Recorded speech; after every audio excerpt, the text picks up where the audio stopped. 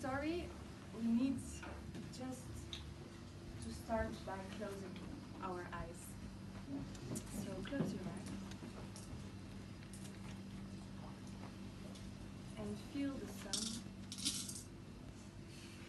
and the breeze going through your hair or on your head if you're bald. That's okay. And smell the iodine in the air.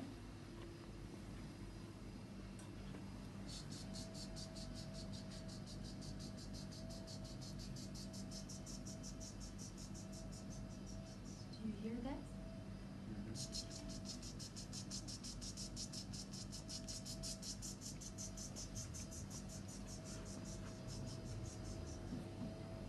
Isn't it nice? Where are you? Do you know this place? Of course, physically you're in the Mezrab. So you can open your eyes now. But please stay connected to that place where you were and listen to this story. All summer long, the cicad was singing his best song. He had a lot of different songs. For example, his famous chilling song.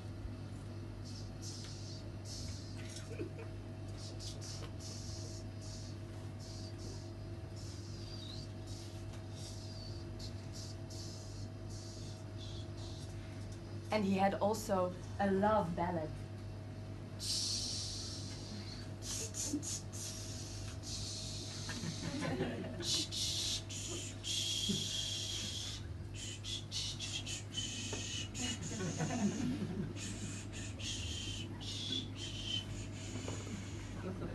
And the summer hit, of course.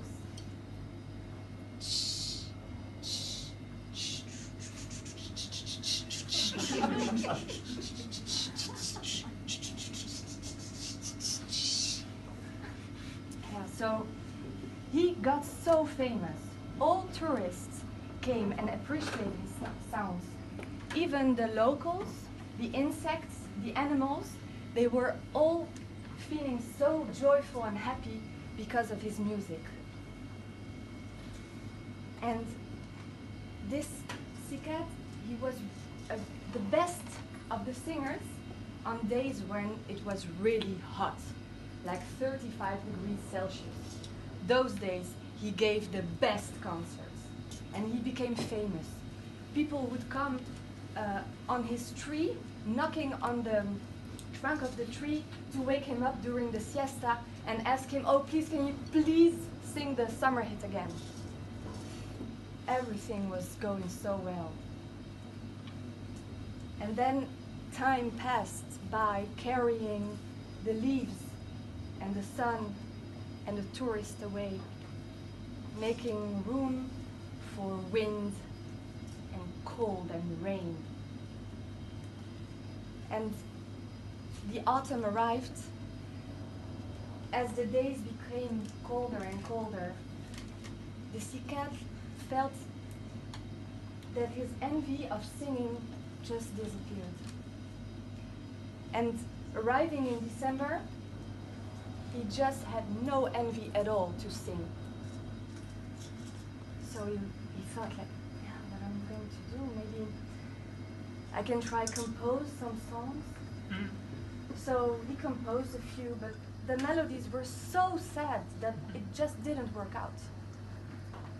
So he started writing poems in which his yearning to the summer was so obvious that he bored all the insects and the animals in the forest to such an extent that no one passed by his tree anymore.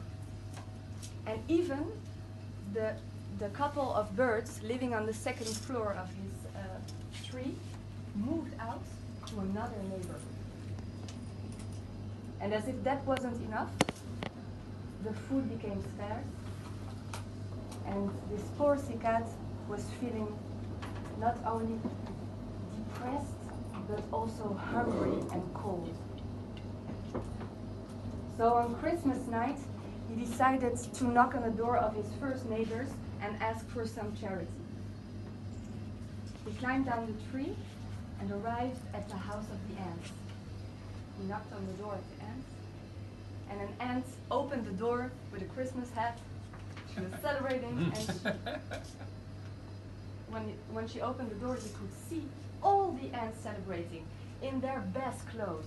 They had like a huge table of a few centimeters long with a lot of food on it, food that he hadn't seen in months, like pieces of dates and pieces of resin and of apples and cherries and even a little bit Nutella.